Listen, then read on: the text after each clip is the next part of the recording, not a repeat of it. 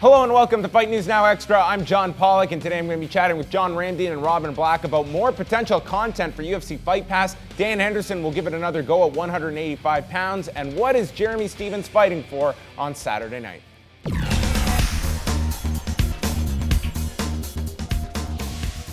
Jeremy Stephens spoke to MMAJunkie.com this week ahead of his featherweight main event with Cub Swanson happening on Saturday night in San Antonio, Texas. Stephens stated that he has been told to expect to fight for the title if he defeats Swanson, with Dana White confirming this news that most likely the winner will get a 145-pound title shot against the winner of Jose Aldo and Chad Mendes. They will be fighting in August, and Stephens is 3-0 coming into this fight since cutting down to 155 pounds, while Swanson has won his last 5 going into his bout Saturday night. Dan Henderson is going to try and turn back the clock by going down on the scale and return to 185 pounds for his next fight.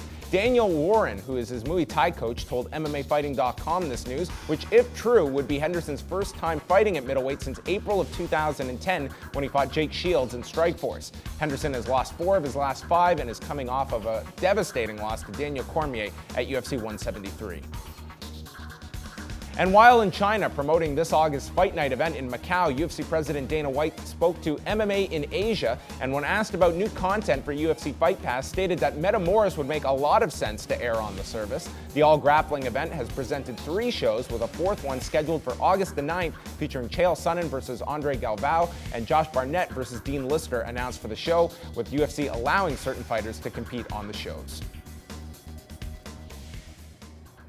Here they are, John Ramdeen and Robin Black, here to discuss all of the news happening in mixed martial arts. And there's nothing I love than a Dana White hypothetical to start off today's news. When he was asked, hey, could Jeremy Stephens or Cub Swanson fight for the title with a win? And Dana probably thinking in his head, yeah, maybe. And everyone just jumps on this. Oh my God, the winner might get a title fight out of this. I think we know the score at this point in time. Yeah, maybe not. I don't know. That's the best part about it, is that people really hang on every single word Dana White says, but they forget about the big picture, and the big picture is what happens if Chad Mendes defeats Jose Aldo. It's like, oh, right.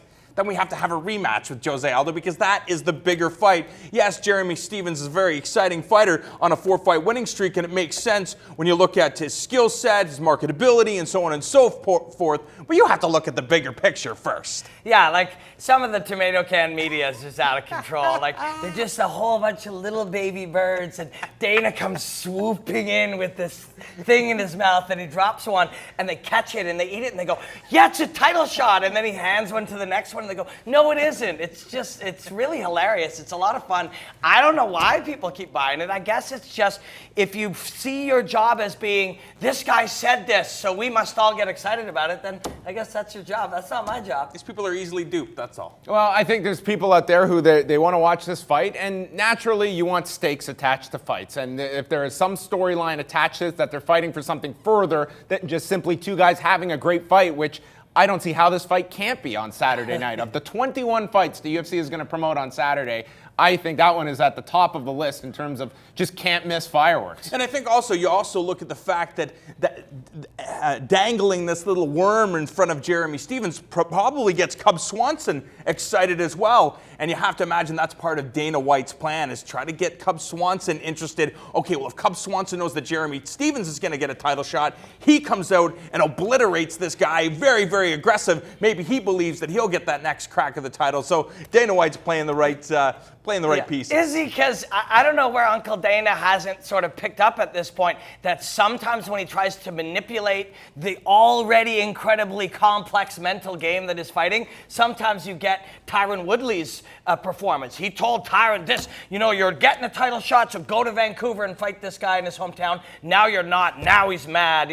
You can't. It's a complex thing to get yourself ready to find just the right motivation. And these guys find just the right one, whether it's their family or something to prove or their legacy or whatever, and they get this complex thing thrown in there. Phil Davis suddenly was told he has to trash talk, so he tries that, and next thing you know, he's flat. I mean, this game of trying to manipulate these fighters is not, I think, is working less often than they want it to. But doesn't it depend on the athlete? You look at a guy like Carlos Condit or Rory McDonald or Robbie Lawler, any of the top guys. I know Tyron Woodley's the top guy at 170 pounds, but you tell Rory McDonald or Carlos Condit that these are the stakes, I don't think they're going to be fazed by whatever you put in front of them. They're going to get excited about the idea of fighting for the title or fighting in their backyard. Why is it that these guys can get up for it, but other guys can't? I think the Roy McDonalds and the Carlos Condits don't get up or down for anything. So if that's the fact, you try to tell Tyron Woodley to get up for it, and it stresses him out or it confuses him.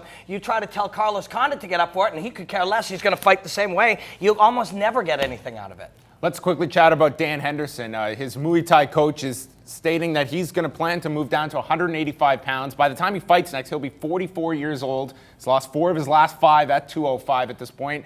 Is this kind of the only option if Dan Henderson wants to continue his career at this point? I think it depends on the commitment the UFC has to Dan Henderson, because right now the UFC is in desperate need of stars, and Dan Henderson is one of those guys people like to get behind because, number one, of his age, the fact that he's a pioneer of mixed martial arts, and he can knock your block off with his right hand. I think it comes down to the right matchmaking. I think you have to give fights to Dan Henderson that he can win, that'll be competitive. I mean, let's just look at the recent past. This is a guy that knocked out Michael Bisping, so we know that he can hang with the top tier of 185 pounds, and I do think if you give him the right matchups, he could hang with guys at 205 pounds, but it just depends on the fight. I think this is the right move. I mean, you're getting smashed by these 225, 230-pound guys come fight time. Where he weighed 199 going into the Cormier fight. Yeah, I mean, that logic dictates that 205 pounds just doesn't compute any longer. Yeah, and that weight cut now from 199 is like no breakfast and, run a little bit the couple of days before. It's easy as pie for him. The guys aren't as big.